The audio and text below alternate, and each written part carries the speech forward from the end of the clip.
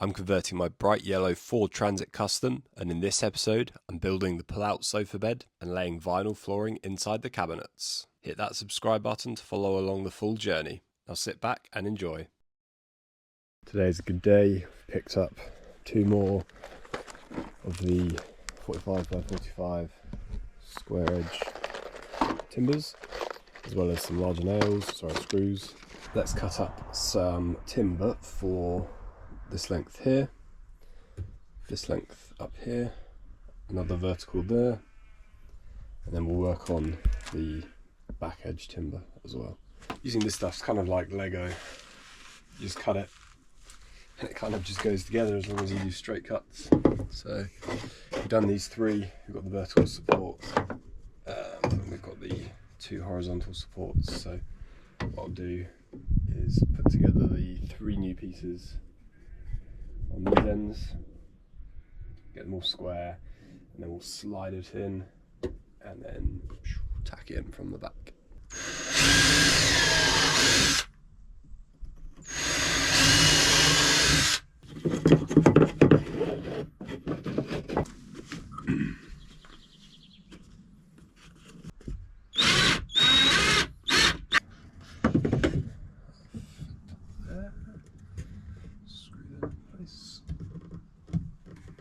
Very nice.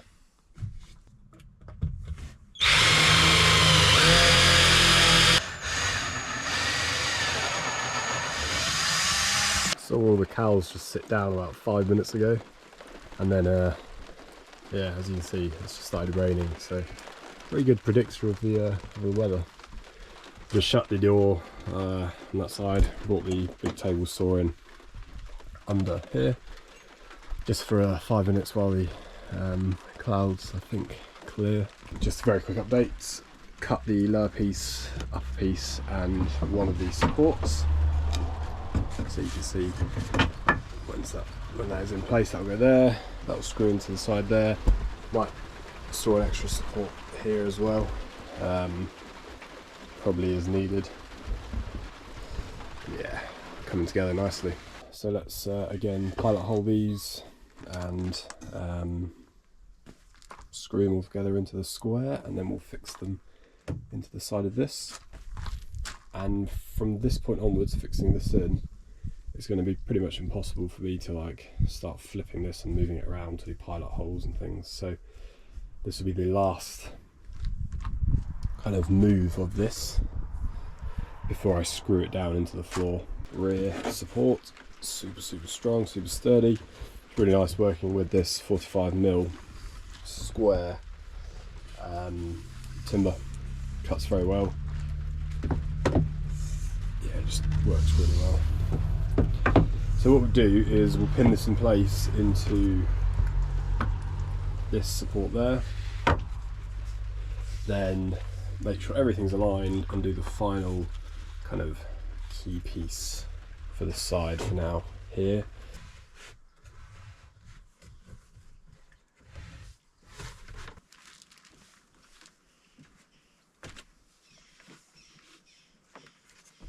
Guys, how cool is this?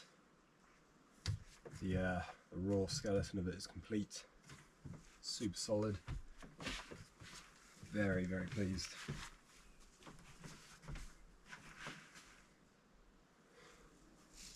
Perfect.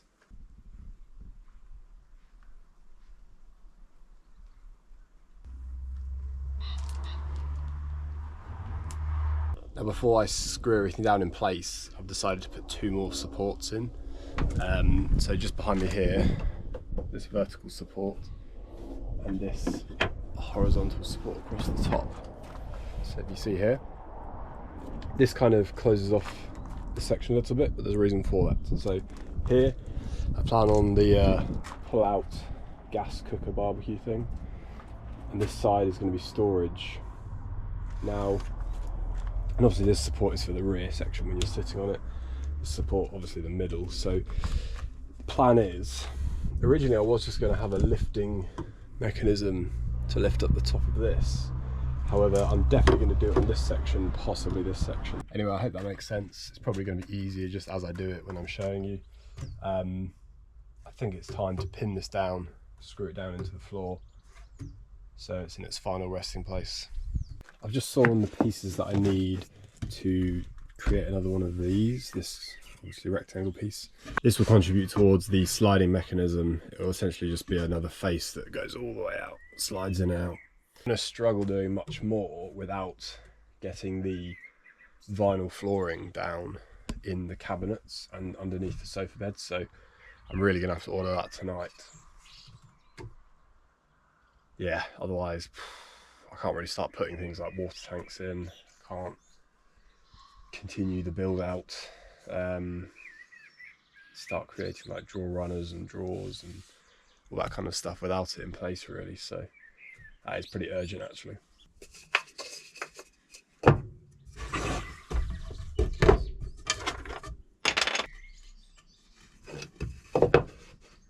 Just going to duplicate what's already there. Yeah, it looks like a good size, good fit. Perfect.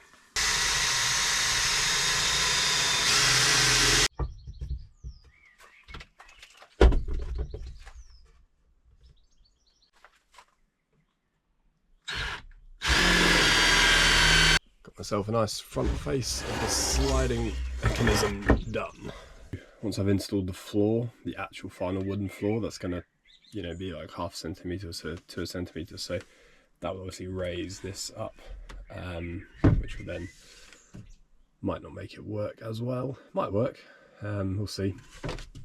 I'll either then need to shave the bottom off this, so take off 1 centimetre or 0.5 centimetre, or get thinner slats that on the section that slides out basically.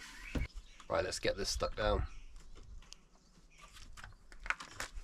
Just got to align it with everything, all the markings I've done on the floor, and then we'll stick all these screws in.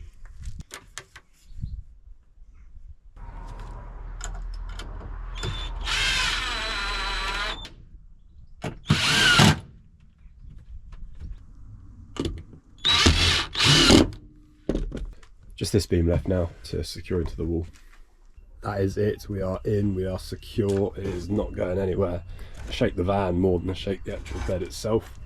We're secured down on this wall, we've finished that corner. Let me take you around. Nice and sturdy, you can see here, it's not going anywhere. So if you watched my first fixed wiring video, one of the earlier ones, you'd know why this cable was coming through the column and out into this section here. Two reasons for that. Primary reason, this is where some sort of fridge is going to sit. I'd quite like a sliding drawer fridge to come out and kind of open up into this space here, hence why I've left this clear. I haven't put any, you know, batten there just yet, because I don't know which fridge I'm going to get. I don't know the height of it, so if it yeah, if it fits fine, I might put a batten in there and then have it kind of raised up. Otherwise it's going to have to sit on the floor once the flooring goes in. This cable here is to power that fridge. It'll be a DC fridge. Additionally, what I'm tempted to do is possibly even have another power socket somewhere in this section, which I could have coming off this. I'll just put it into like a junction box or something, and have two separate switches, one for the fridge, one for whatever else I put in here. Now on the wall, you would have also seen in the previous video when we did the paneling, the charger socket up in the wall. That's running off a different cable. That one is actually here, you can see. That's going straight into the roof, up over the top, down to the other side into the battery. This is predominantly for phone charging. I think I'm going to install a net or elastic pocket on the wall here, basically just to pop my phone in when I'm sleeping at night, and I can charge it on that phone socket thing in the wall. So I've cut the 4 pieces that we need. One consideration with this type of sliding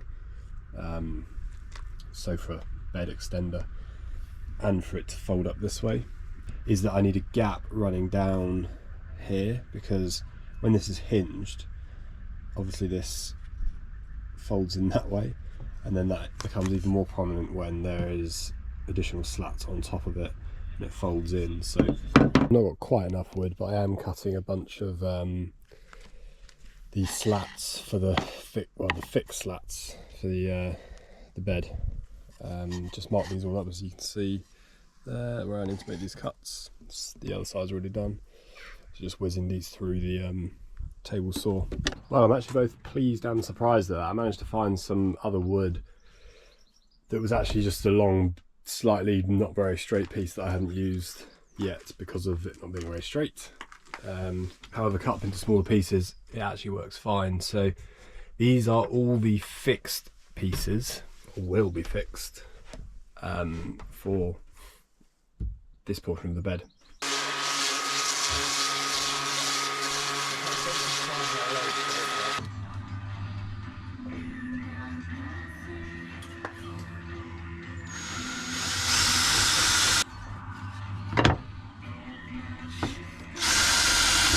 Bank holiday weekend, the weather is pretty terrible.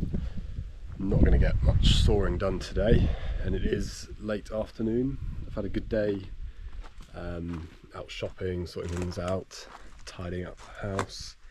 Just a bit of life admin really. So I think what I'm going to do is measure up and put the slats in their final resting place, screw those down. We can then use the fabric webbing thing that I showed you in another clip. We can get that secured on.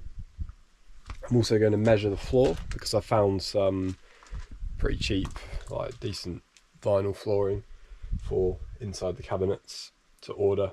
So I need to measure that so I can order it in about an hour. And I think that'll probably do for today, and then hopefully tomorrow we'll get a bit of sun, or at least no rain, to carry on. Working out the spacing so that they are even. Take the total distance from here to here, and then take off the widths of all of these. So 1, 2, 3, 4, 5, 6, 7, 8. 8 times by, I think it's 4.3 mil thick. Then, which gave me 57 centimeters in terms of the space that's in the gaps. 57 divided by 1, 2, 3, 4, 5, 6, 7, 8, 9 is 6.3 roughly. So these gaps are 6.3 centimeters. So what I'm going to do is put the first one in, screw it down, second one in, measure, screw it down, etc. Just working my way along.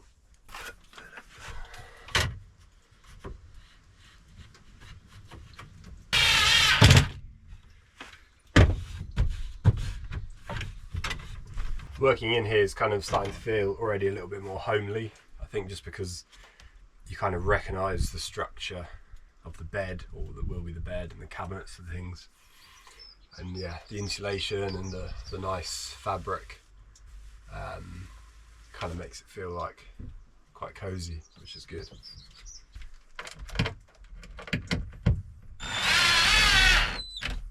That is pretty cool.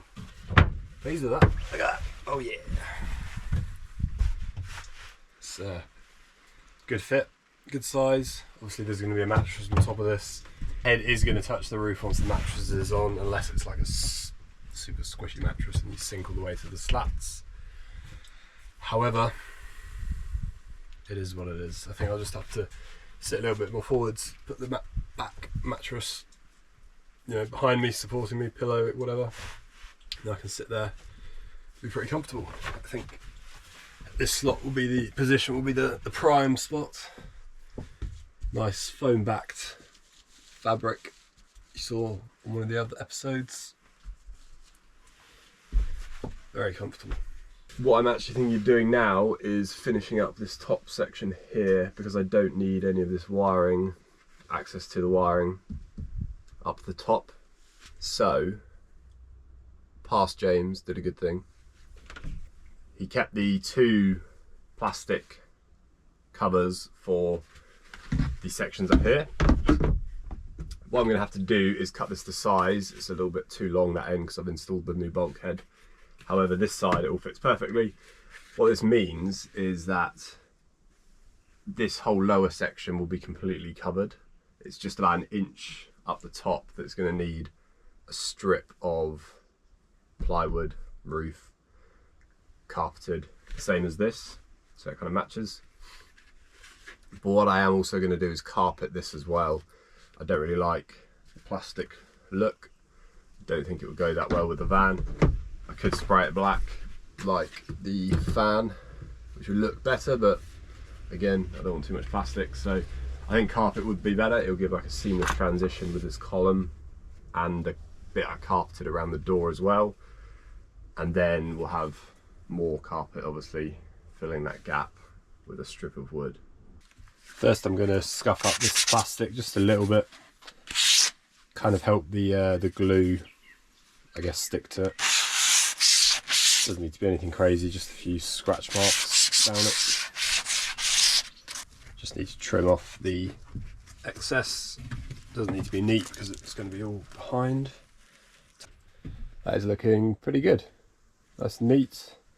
I'll get rid of the glue overspray as I wanna with the rest of the van because there's bits all over the place, but it's quite easy to do. You just need some white spirit. Yeah, that's looking nice and clean. It looks much better than plastic.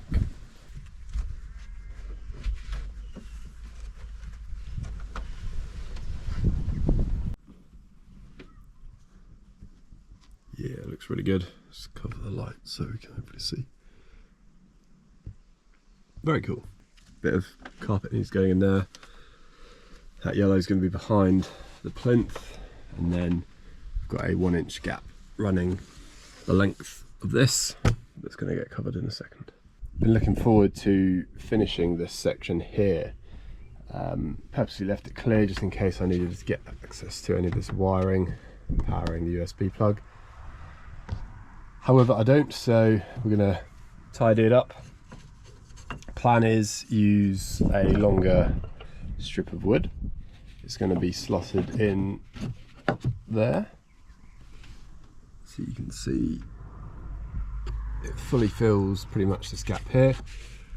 What I'm going to need to do is cut a length that runs from the very top to about here, and that will ensure full coverage top to bottom.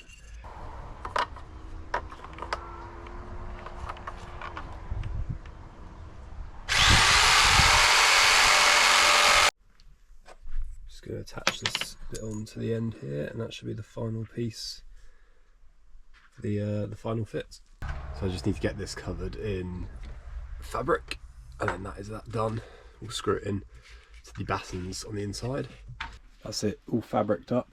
That's obviously the back, but from the kind of angle you see, it looks nice and tidy. So if we pop this up onto the wall, it'll fit about there. Wedge that in. It's going to screw in place, but yeah, happy days. Still smashing it down with rain, by the way. So day 2 of non-stop rain. Just locked myself in the van basically.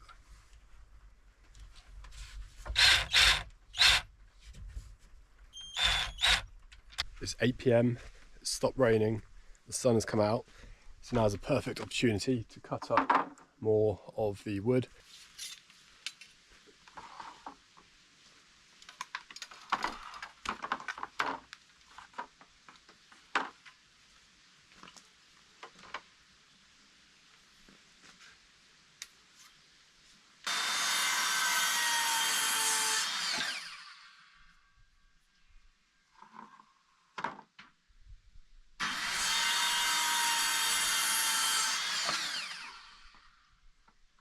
That is 9 of these cut approximately to size. The only thing left to do is run them through the table saw to get them accurate. Getting eaten alive by midges. Then we'll sand them down just like we've done with these ones that are already fixed in place. Lovely and smooth, all the corners done. Let's get this secured down.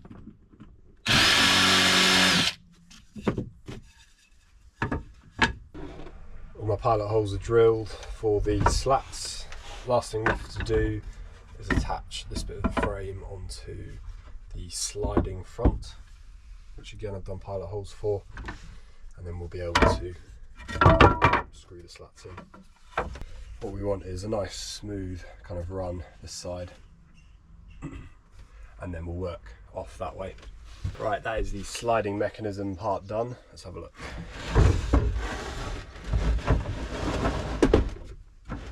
Perfect. Very good.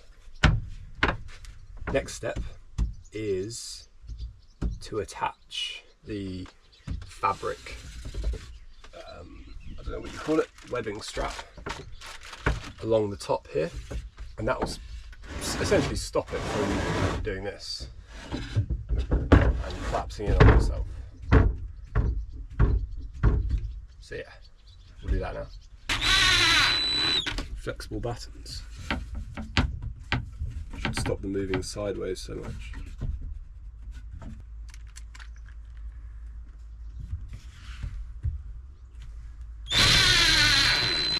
Cool, that's all done. So this should now stop any flopping down. If I move this out.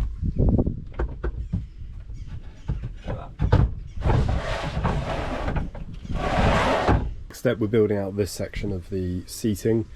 This side's going to be fixed from up to here. This side is going to be on hinges of some sort. I haven't yet worked out which direction we're going to hinge in. However, what I have done is added a bit of extra support, so you can see there's a piece of timber stuck into the side there and one there. I am putting a pause on continuing with the slats because I need to get access to underneath the sofa bed as well as the cabinet. Reason for that, the flooring has finally arrived for inside the bed and the cabinet. I've gone for a kind of like a heavy duty vinyl, the sort of thing you might see in like a, I don't know, a commercial kitchen or something like that. Very tough. It's a bluish grey, almost like marble effect. I've got 4 meters by 1.5 meters, I think. 1.7 maybe. Which is just enough for inside the cabinet and underneath the bed, in theory with only a couple of cuts.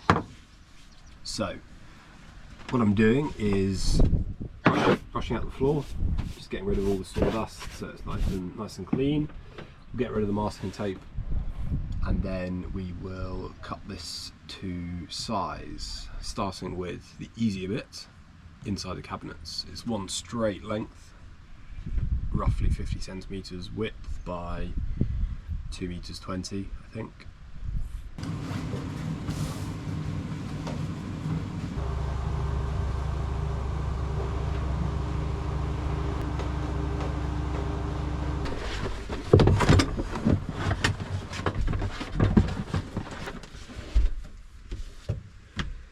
Right, this is something else I've never done before, like most of this build.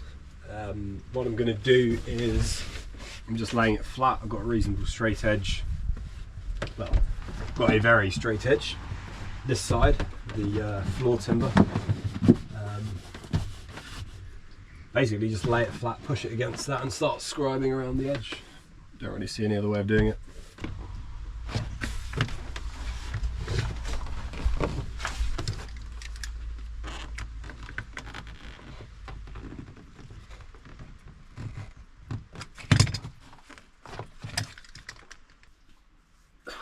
My suspicions were correct. I hate doing flooring. Hated it with the sauna. Don't enjoy it now. However, at least this one is kind of done. I'm going to stick it down now. Just have a quick look. Yeah, I mean, that'll do. It's all going to be hidden. I think if I wanted to make it really tidy, I'd have to kind of edge the stuff, the edges, with like battening or beading or something.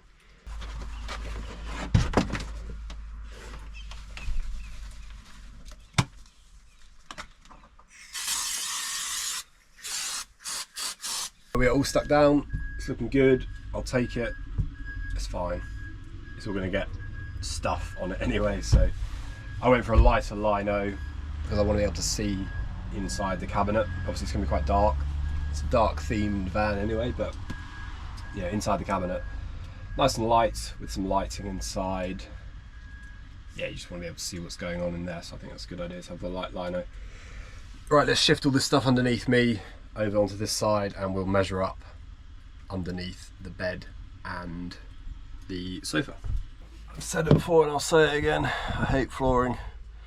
I'm doing the couch, sofa, bed thing. God, if I ever renovate a house or something, I'm gonna pay someone to do the flooring because it sucks. I just can't get it accurate on the edges. There's like small gaps. Push it right against the corner, cut it, think it's about right, put it down, and I'll either cut it not enough or too much. God damn it. I think an easier solution might have, and not that much more expensive, probably like an extra 20 quid. I should have just linoed the entire floor first and then built the frames on top. Even vinyl the middle bit and just put wood flooring on top of it. I would have, yeah. I mean, I said I have to scribe around the edges, I suppose, but less scribing than trying to get it around all these corners and things. And it probably would have just looked neater. Vinyl is down on both sides, obviously underneath all that rubbish. Let's tidy this up, put it back to normal, and we can move on to the slats. It's been a few days, but we're back. It's time to finish up the slats and the rest of the bench.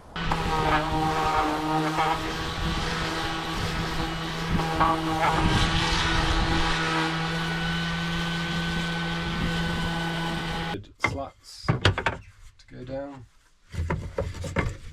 Just need to work out the gap between them.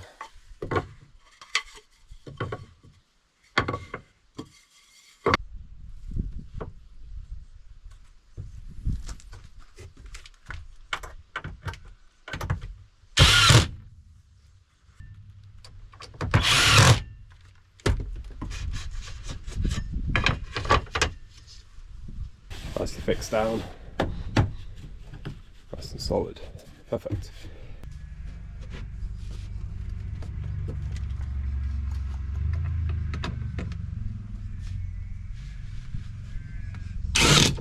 The final few slats are cut. All I've got left to do is drill the pilot holes, sand them down, fix them in, and we are done.